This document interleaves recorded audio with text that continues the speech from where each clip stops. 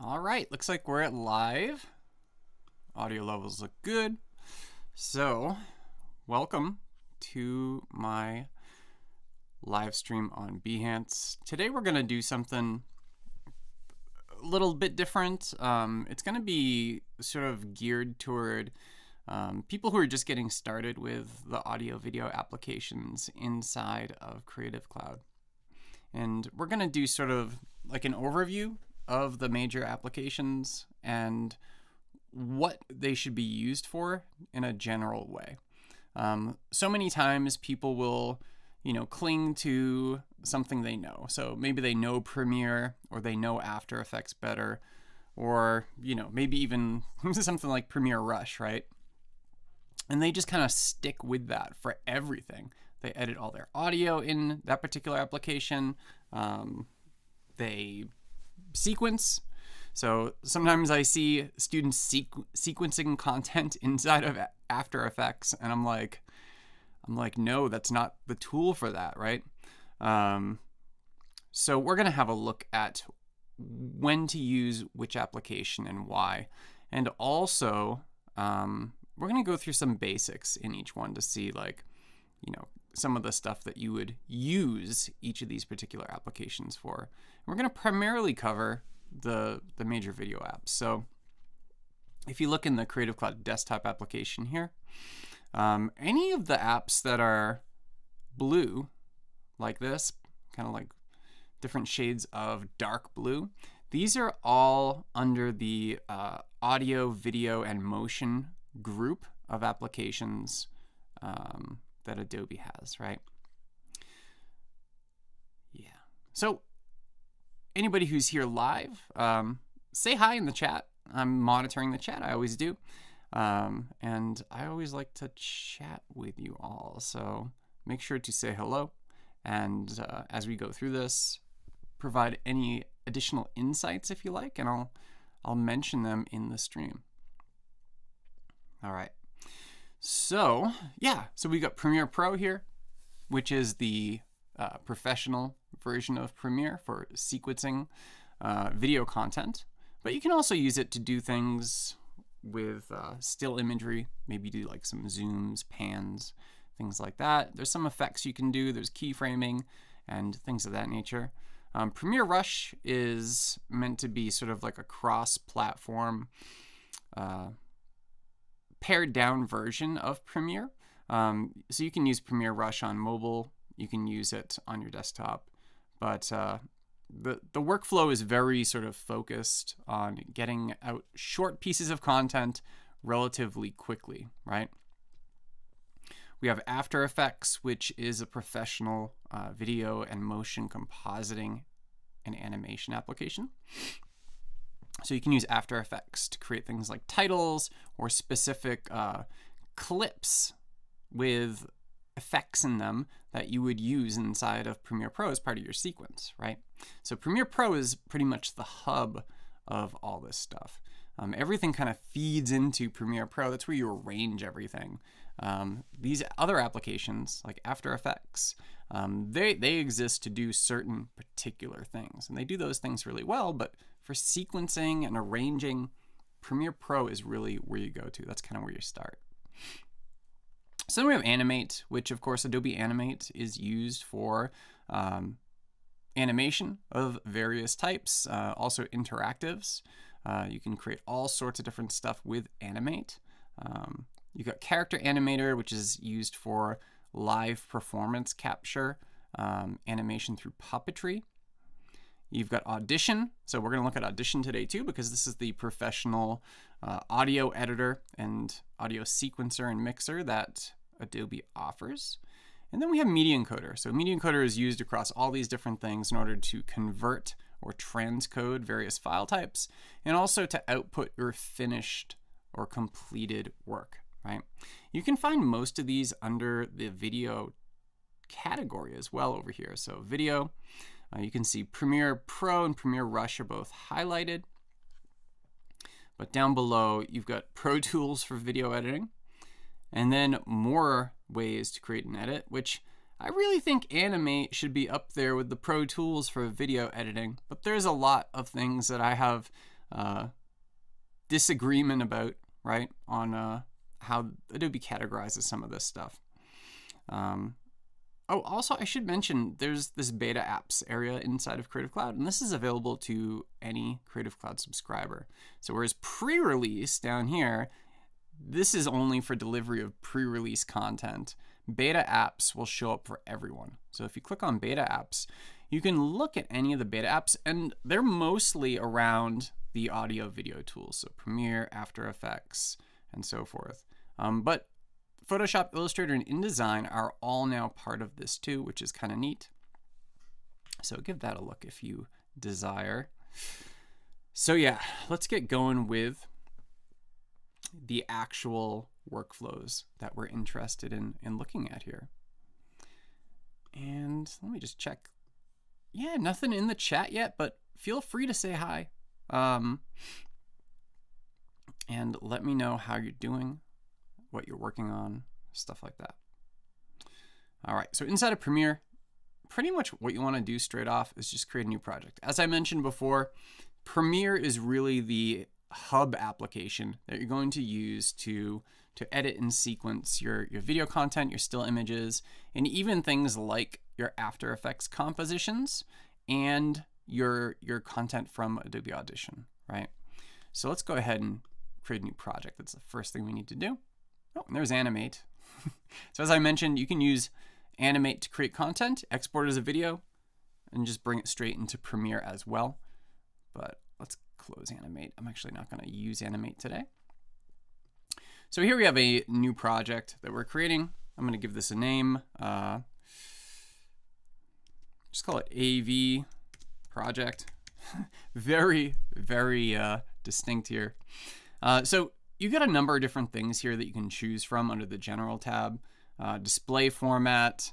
You've got your format for audio and for your video. How you want this to show up. Usually the defaults are going to work out just fine. So just keep them at the defaults. Ingest settings, that's another thing you can work on. And these ingest settings, what this means is when you bring content into Premiere, Premiere doesn't save that content. It doesn't embed any of it inside of your Premiere project. What it does is it makes reference to different files that exist elsewhere on your computer, right? So these ingest settings allow you to do things like just copy it into the same place that you have your Premiere project, or you can actually create proxies, which is pretty cool. This will create little proxy files, right, that will stand in for your actual content. You can also transcode. So if you wanted everything to be, certain specific types of media, you can transcode any of that media into some standard format, and it of course uses Media Encoder for that. I'm actually not going to bother with my ingest settings because all of my content I have in a folder already. And that particular folder, if I go to Browse, and I go to my Creative Cloud files, so here we go. They're in this video production folder, and you can see I've already got some content in here. So I've got an MP3 file, audio, I've got an MOV for video, and I've got a JPEG for still imagery. So let's go ahead and choose that folder and just hit OK to save our Premiere Pro project. And it's popped open on my other screen, so let's kind of fix that. Learn panel, I don't want that open. Let's close it. So notice here we've got a number of different workspaces at the top. Generally, I find Premiere Pro to be like the workspaces in Premiere Pro are probably some of the most thought out workspaces that I've seen in any Adobe product. So for assembly, and it kind of goes in order, right, generally to how you would normally work on a project like this. So assembly allows you to, the focus is on importing your media, setting up your sequence, and things like that. The editing workspace, this is more looking at, small edits that you would make to different clips, arranging those in the timeline, and so forth. You've got your color for color grading, effects for keyframing, and different effects like zoom, pan, transform, things of that nature. And then you've got specifics around audio, graphics, captions, libraries, and they get sort of more specific as you move along the top, right? So what we're going to do is go to Assembly, and here's the content that I have here. And we can bring in all these things. So if I take all these different objects, I've got my photograph here from Adobe Stock. Really cool photo of some mountains, right? I've got, oops, video content from Adobe Stock. And these are all from Adobe Stock's free library. There's a free library on Adobe Stock that you don't have to pay for, pay extra for any of this stuff, you know? You can just get anything from the thousands and thousands of pieces of content from the free library. So here's our audio. This also came from Adobe Stock. Or no, this didn't come from Adobe Stock. This came from, where did this come from? Pixabay, I think. Perhaps, maybe, I don't know. Pixabay is also pretty good for gathering things if you don't want to go the Adobe route. And here's our Premiere Pro project that we just opened and saved. So what I'm going to do is grab all three of these pieces of media and drag them right into my project bin here. You can see it imports the files, and then I've got them in here. Now, when you create a sequence in Premiere Pro, you have to create your sequence to put any sort of clips in it. And Premiere Pro actually prompts you right here, drop media here to create sequence, which is a great way to create your sequence simply because it's going to actually interpret your piece of video footage used to create the sequence to determine the properties of that sequence. So if I just go ahead and click on the new item button down here and choose sequence, I've got to make a bunch of different decisions based on either presets or settings here in terms of what I want the properties of this sequence to exhibit, right? This is a nightmare for a newcomer. So I always suggest to students that you just find a standard video that's going to be part of your project, and you just drag that directly into your timeline area here. And then there we go. So if we look up here, we now have our video, but we also have a sequence that this video is based on. So I can rename this sequence. I usually call my main sequence main, because you can have nested sequences inside of Premiere Pro. So you have sequences within sequences. So if you were working on like a larger project, right, you could actually create sequences for like different scenes, and you could edit those completely separate from your main sequence and then pull them all together for things like, you know, color grading and finishing and stuff like that into a main sequence. This is going to be a rather small project, of course, so I am going to keep this, I'm only going to have one sequence here, my main sequence. So now that I've actually created that, I can switch over to my editing workspace. And this is kind of where we're going to stay for the rest of our time today when it comes to Premiere Pro.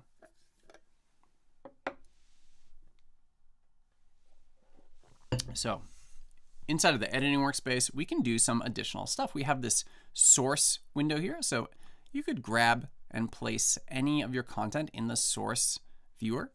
We also have our program window. So here's where we actually see what's going on the timeline. So if I play this back, there it is, right?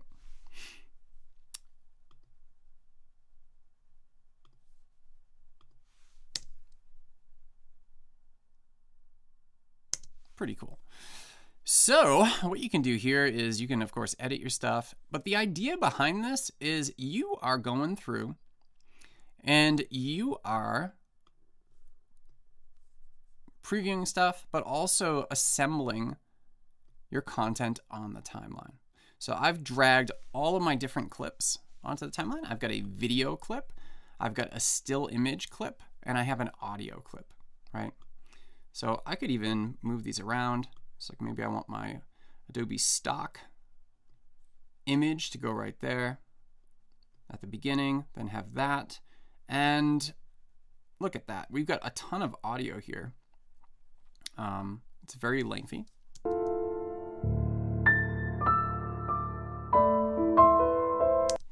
But what I can do here is do some kind of rudimentary work on the audio.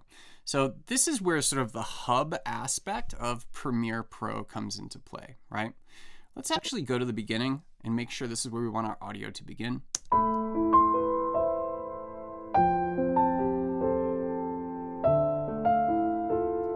Yeah, I think that works. So what I'm going to do is actually just kind of pull that back so the clip is much, much shorter. So there are definitely different edits you can do inside of Premiere Pro.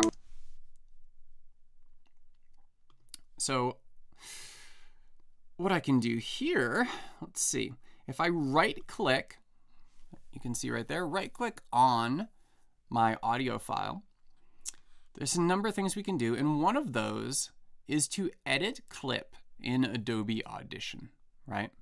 So if I go ahead and choose that, it does a render and replace. So you can see what's happened here. I opened up the original file in Audition, which is right here. This is the full file.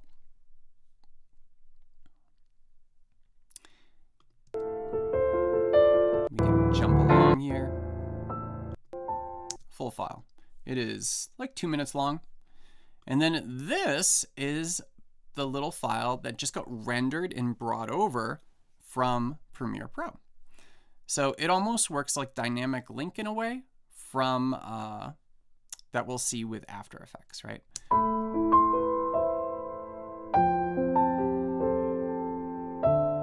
All right, so now that we have this extracted file inside of Audition here, I'm able to do all sorts of things to it. So one of the things I could do is I could create a little fade here.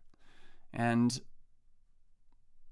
let's make it something like this. So now it'll fade out nice.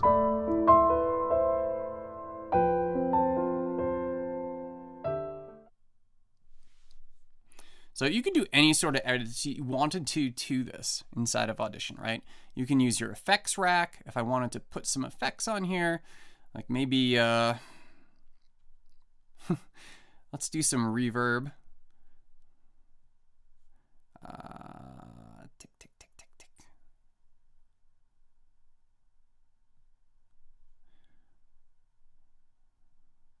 Studio reverb.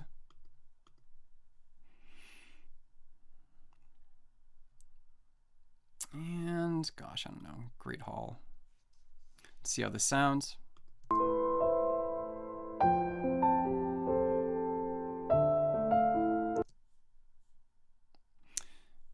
Yeah, pretty good. So this is the first time I've actually run Audition on this new computer. So I don't have any of my VSTs in here yet. I would usually use some other stuff for this, but the ones that come with Audition, you know, they work pretty well as well. So not a huge deal. Maybe I'll bring that decay up a bit and take the damping down.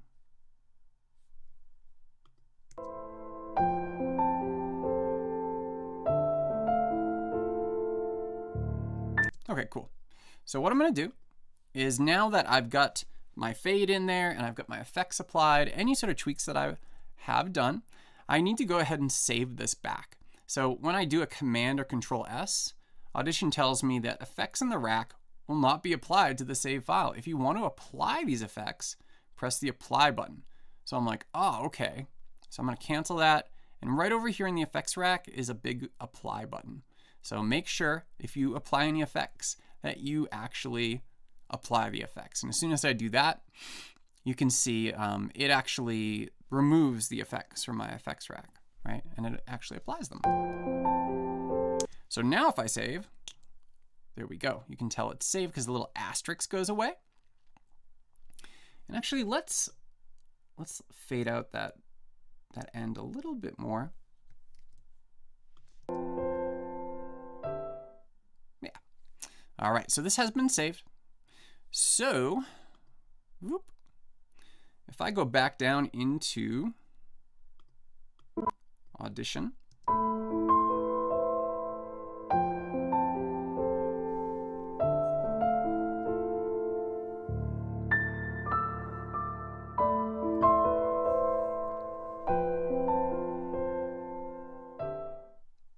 right, so you can hear the reverb, the effects that I applied, and it also has that nice fade out at the end.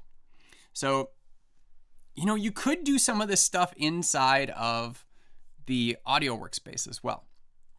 So you do have some things here, like you've got your levels, your volume sliders here. You've got some pan left and right and stuff like that. There's also some, you know, rudimentary effects that you can place on here. But yeah, if you wanted to do some simple stuff, you could do it right inside of Premiere. However, you know, I would just want to demonstrate that you can do more in Audition, of course. It's a dedicated audio editor. So, you know, using this particular feature to edit clip in Adobe Audition is actually a really good way to do it. And notice over here, it's got both of our clips now. So it's got our extracted clip with the effects, and it's got the original clip. So you don't lose the original clip, right? It's a non-destructive workflow. So let's see. Go back to our editing workspace here. And there's a couple things we still need to do, right? We haven't looked at After Effects yet. So just like we can edit audio content from within Premiere, you know, there's things that we can do in After Effects too. So the way you would do that is you could select the clip, right click on that, just like we did with the audio. And if you look up here, you've also got replace with After Effects composition. Now notice you can also edit this still image in Photoshop if you wanted to as well. But I'm gonna say, I wanna replace this with an After Effects comp. So as soon as I do that, what happens is it prompts us to name our new After Effects project. So our AEP file, I'm gonna call this, I don't know, mountains.aep, and I'm gonna go ahead and save this inside my video production folder. Save. And there we go. So what happens is inside of After Effects, we get our image that's imported. We can see the information of it here. And it also creates a new composition for us. Because remember, inside of Premiere, we asked it to please, Premiere, would you please replace with After Effects composition, right? And that's exactly what it's done. It needs a composition, not just an After Effects project in order for this to work. So you can see right here, it's changed this. This isn't pointing to my still anymore. It's pointing to mountains.aep. So, and it's actually using the comp that's in that project as a replacement for that clip. Now, just like with the audio, the clip still exists right here, right? But we also have a linked composition right here. So let's pop back over to After Effects. So what would we use After Effects for that we wouldn't do inside of Premiere? Again, After Effects isn't really for sequencing content whatsoever. I mean, you can, obviously. There's lots of stuff you can do from application to application. Like I could use Photoshop to sequence some video content if I wanted to. It has the capability of doing it. I could use Animate to sequence different images and add motion to them. However, you know, in a case like this, Premiere can be used as this hub for organization, for sequencing, for pulling together a bunch of different clips from things like After Effects and Audition and Photoshop and Animate and bringing them in to create an actual project, right? After Effects is something you're going to use for very specific effects. So if we twirl this down, we have basic transform effects here. And these transform effects are really available inside of Premiere Pro as well. So just like with Audition, if you're doing some very basic effects on your content, let's bring it back to Premiere. So just like with Audition, you are actually able to do stuff to this. So if I select my content here, my clip, we can see that we have effects for position, scale, rotation, opacity, right? And we can set keyframes here. We can create motion inside of Premiere Pro. But if we wanted to do anything beyond that, just like with audio and Audition, we would want to open it up in After Effects, replace it with that comp. Because of course After Effects does so much more, right? And you can see we've got position, scale, rotation, opacity. Those are the basics. And that's what you can do inside of Premiere. So you wouldn't have to necessarily bring this into After Effects. However, if you want to use any of the effects and presets here, you want to add some text and text effects. If you want to do things like, key out some things using some of the special keying effects that After Effects has. If you want to do any of the presets, there's so much different stuff you can do with After Effects. So let's go ahead and, I don't know, let's go to some animation presets just to keep this to the point here. So images, there are a bunch of image presets inside of here. So we've got creative presets. You can see things like colorization, contrast, vignette lighting, pretty cool. Then you've got special effects. So let's see, light leaks, random. That might be kind of fun. So let's bring that over onto our image here. And if we play this back, you can see how these light leaks are rendered, right?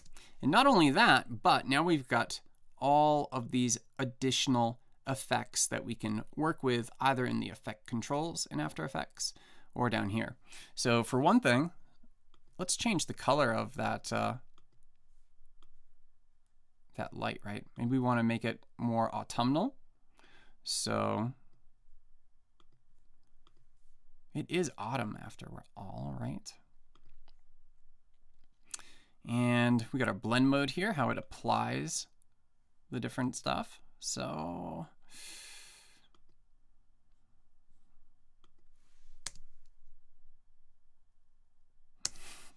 it's a little fast, isn't it? So flash nervousness, chance of flashing. For light leaks, we can take that way down.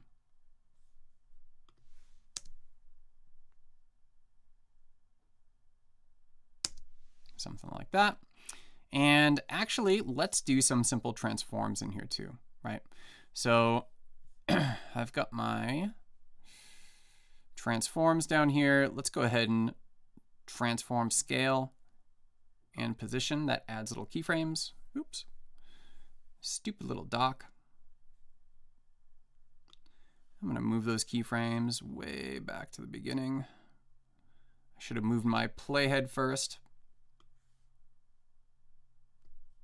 What we're going to do is just kind of like scale out and position. So here's the end. And I can change my position here. We got both X and Y.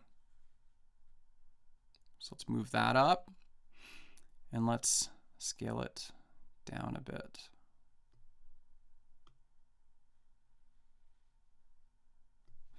So now what we get is just this sort of motion here, which is janky, right?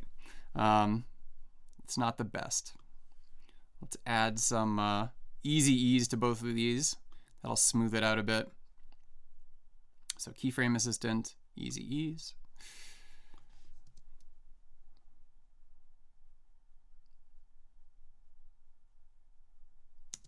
Pretty good. And what we'll do too, actually let's change that chance of flashing up a bit. Now it's doing it. There we go, that's a little bit better. Well, let's take it down a little. So of course I could play with this all day and not get anywhere. Let's also add that vignette lighting on here, just to give it a bit more character.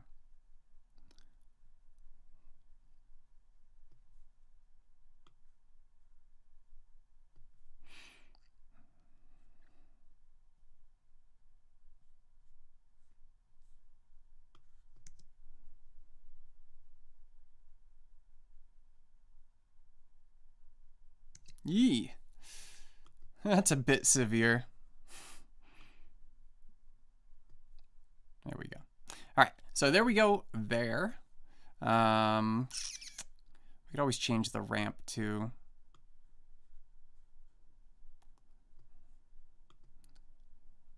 Right now it's a radial. And yeah. All right, that's good. I'm not going to mess with it too much. But let's go ahead and add some text in here too. So right now we're doing all this stuff on a single layer, right? And notice we're not sequencing anything. That's for Premiere to do. We just want to create some cool effects in here. So I'm going to go to my type tool up here, and let's lock this actually. And I'm going to just put some text. Just call it Mountain Myths. I don't know. Looks good, right? Mountain Myths. We can use the move tool to just kind of center this, just eyeball it. Or we could always use the alignment panel here to align it to the center of the composition if we want to be like super duper accurate, right? So, let's see. Let's change the color of Mountain Myths. Yeah. We can use Blackbeard. That's a good font for this sort of thing. I want to make this more autumnal again, so something like this. Mountain Myths. Sounds fun.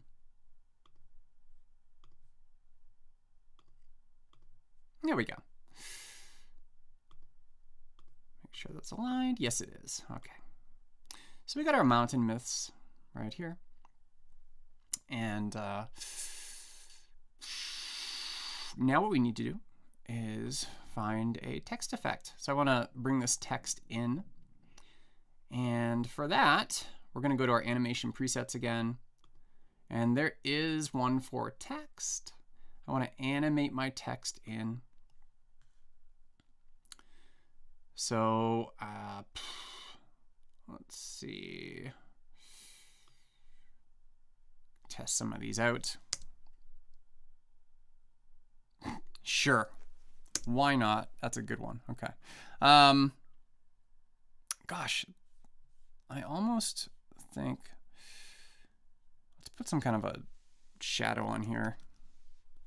Drop shadow.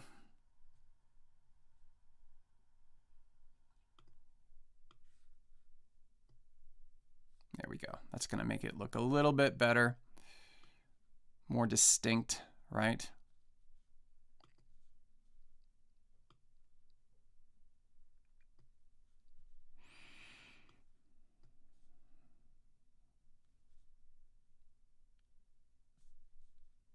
And actually, let's change the blend mode too. So for that, I'm going to toggle my, get out of here.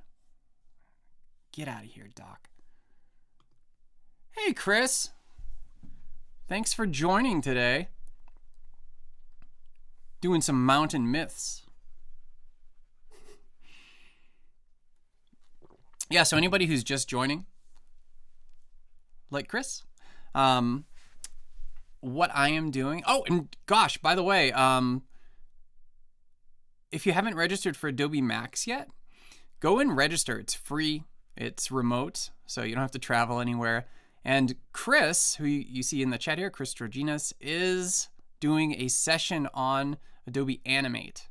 So make sure to go and check out Max itself and make sure to register for Chris's Adobe Max session. I'm already registered for it, so I want everybody else to register for it too. The more people who attend stuff at Max like that, the greater chance next year that, you know, there'll be more room for things like that. So there are a couple of Animate sessions, but, you know, it's one of those things that, you know, if they see a lot of people coming in curious about that, you know, there's going to be more and more sessions the next year. So it's super, super important to support the, you know, the applications, the speakers, and the content that you want to see year to year. And, you know, hopefully next year Max will be back in person, right? We'll see. So anyway, what we're doing here is we're going through and we're actually just looking at workflows, right? So talking about Premiere Pro as being a hub, and then, you know, how to work with all these different pieces of content. So editing your content from Premiere Pro in Photoshop, editing your audio content from Premiere Pro in Adobe Audition, editing your, as we're at right now, your little After Effects clip, your video or your still image as a composition in After Effects, and, you know, having that link back. So you can see right here, all the stuff we just did inside of After Effects is automatically linked back into our project.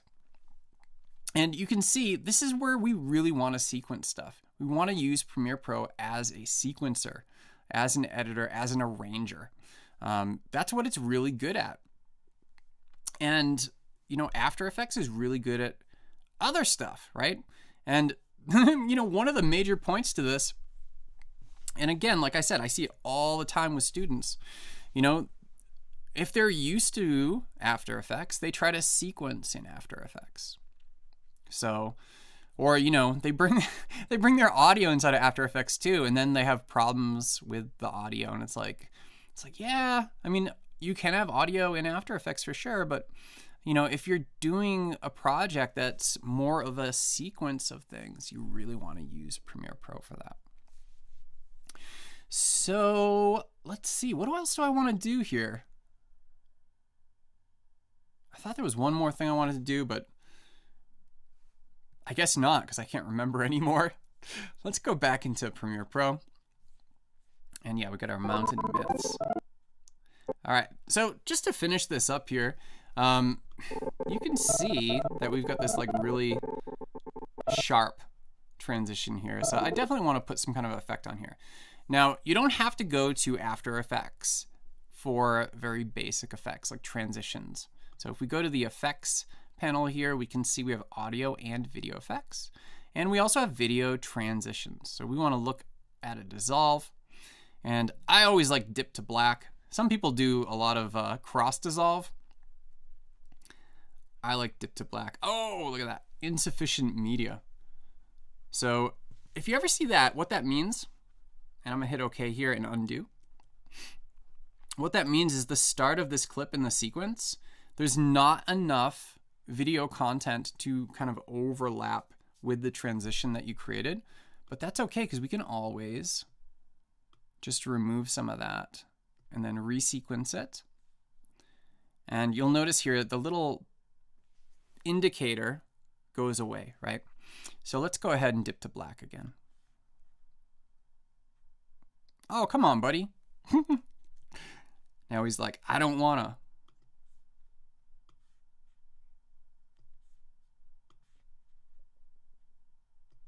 He's not letting me do it.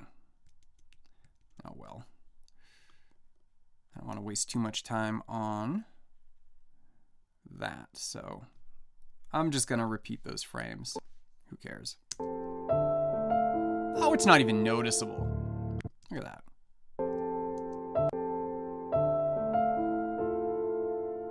And then towards the end here, we have a nice fade out for our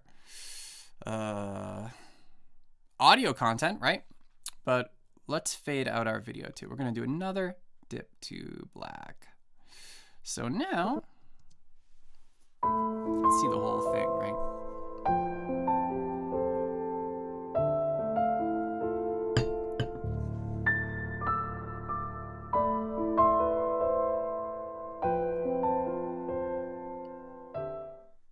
Yeah, so what we've created could be like, you know, an intro for some kind of documentary around mountain myths, right? And that's funny. I like coming up with like ridiculous stuff like that.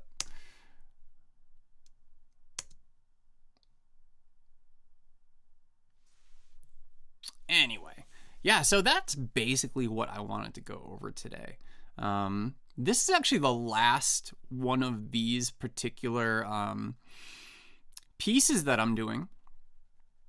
right here with my Adobe for Education Behance live streams. So we're doing a bit of a transition, and this whole part of what I've been doing for, gosh, I don't know, scattered around, but over the last few months, basically preparing content for supplemental material for a specific online class, or two online classes that I teach. And that's online, not remote, which is different for us. Yeah, online is asynchronous, right? So that's stuff you would do where you set things up ahead of time, and then students take care of that material throughout the week or throughout the semester or whatever it might be. So, yeah, that's what these are for. I'm going back to doing more random things after this. So I did do a random one last week, which was on Halloween prep. So if anybody caught that, and let's bring up my Behance. Yeah, so yeah, this was what I created last week inside of Fresco. Drew some little Halloween guys. And again, I'm going to animate these inside of a creativity workshop for Adobe the week before Halloween. So that's the reason for Halloween stuff, right? So what we have here is my schedule. So if you want to see what I have planned coming up, I don't have much planned right now. I'm thinking about doing some more Fresco stuff the next 2 weeks, but I might do some Animate stuff as well. I'm not sure. I'll update this as things change. And then the 28th, that's going to be right after Adobe Max. So I was thinking about doing a kind of Max special stream talking about some of the things that caught my eye at Adobe Max. And then after that, things get weird, okay? Not weird. Things get organized. So for Adobe for Education, right? There's a set of us who do live streams for them. And we're working to kind of standardize things a little better, schedule things out a little bit better, to get more weight behind what we're doing, right, in these streams, more promotion, things like that. So we've got some plans, and we're working with the Adobe for Education team. We're working with the Behance team. We're working with the edX team in order to kind of make that all come together. And part of that is scheduling stuff out. So in November, I have scheduled out for every week specific things around Adobe Animate, and like really introductory stuff, like, you know, how to use different types of tweening to create different animations and the differences between them, just like focusing on one a week. So that's going to be in November. But until then, I have to come up with my own stuff. So yeah, you can always check this out. I keep it up fairly updated. You can see here it's, you know, I got to remove these two things, but yeah, otherwise it's pretty updated. I'm going to add the November schedule probably later on today. Actually, later on today too, I need to start recording for some LinkedIn Learning updates that coincide with Adobe Max for Adobe Animate. So that's going to be something I do later today. Also teaching on Wednesdays, so I'll be teaching and holding office hours and all that sort of stuff. But in terms of here, this is good for today. We're good. We're done. The only other thing I'll do, I guess, is actually render this guy. And there is this nice new little quick share button. Animate has that too. It looks like they're adding this to a lot of different applications. If I do quick export, I don't have to go through, you know, all the menus that you usually do when you do an export from Premiere Pro. And what I'm going to do is just choose, just high quality 720p HD. That sounds like it's going to work. It gives you some details down here, and you just hit export. There it goes. So I'll add that to my Behance, as I usually do after this. All right, let's check back in here. Right on. So I don't like to usually go over an hour for these. Like 40 minutes to 60 minutes is usually just fine. So I think I'm not going to wait for this encoding to be done, of course. That's boring. So yeah, if anybody has anything else to share in the chat, that'd be great. Else, I'm going to say goodbye for the week, and I'll see everybody back here next week, same time, and all that stuff. There we go. Video is exported successfully. Awesome. Thank you, Premiere Pro. And yeah. All right. Well, that is that. I hope that's useful for people. The replay will be available in a few hours normally. So yeah. Bye, everyone.